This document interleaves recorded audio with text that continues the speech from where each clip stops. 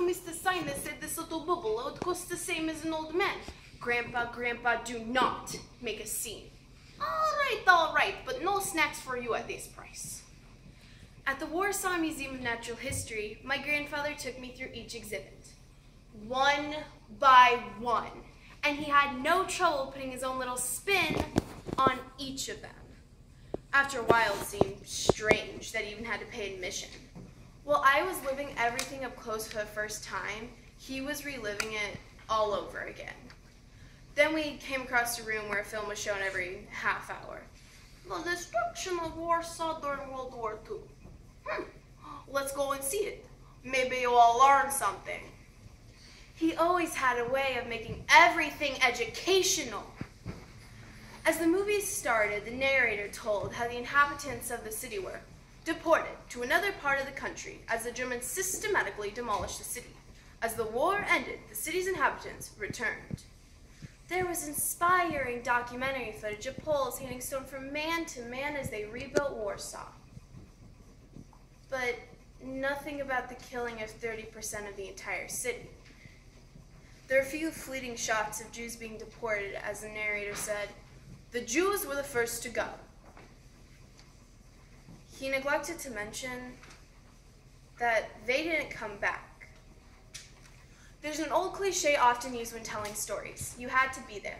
Sometimes, no matter how well we retell a story, there's still something incommunicable about it.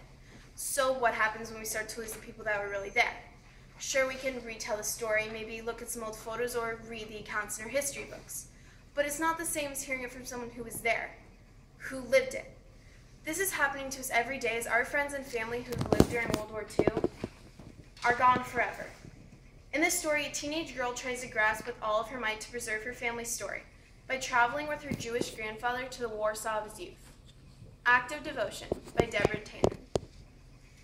One day, an old hussar stepped off the curb, right when an automobile came rushing in between the curb and the streetcar, and it ran right over the old man's foot.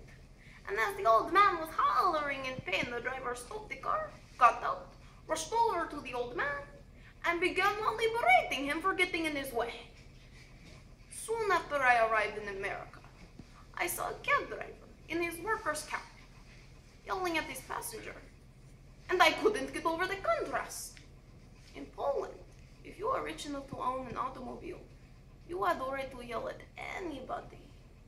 But in America, a cab driver was yelling at a rich man in a silk top hat. The next day, we decided to go to the monument for the Warsaw Ghetto Uprising. There was a long approach leading up to a dynamic display showing statues hurtling out of a stone wall. It depicted young men brandishing arms who'd rather die fighting than follow orders for deportation. Then a young Danish woman took us to the back where there was a frisee of a throng of people streaming to their deaths. Rabbi with their Torah, families with children, dwarfed by the sea of legs around them. This, she said, was a true representation. There was only 60,000 people left in the ghetto at the time of the uprising. 300,000 had been killed in Treblinka in the months before. I didn't even know this was here. To think, we almost left without seeing what was behind. My grandfather got into a conversation with a young Polish woman holding a guidebook. As he was walking away, I went up to her and told her how my grandfather's grandfather had died in the ghetto, and how people he knew had died there, lived there, and died in the camps. I brandished this information with a badge of honor, as if it gave me a bigger right to be visiting the memorial. Shortly before I left for America, my grandfather called to me, took me on his lap. Tears streamed from beneath his golden-rimmed glasses, down his cheeks and into his beard. He knew he would never see me again, and he told me, never forget that you are a Jew. I always knew my great-great-grandfather died in the Warsaw Ghetto. Somehow, I'd assumed he died of old age, and the ghetto happened to be where he lived when his time came. But one day, I realized how wrong I was. I mean, I just thought a ghetto was a dilapidated section of town where they forced Jewish people to live.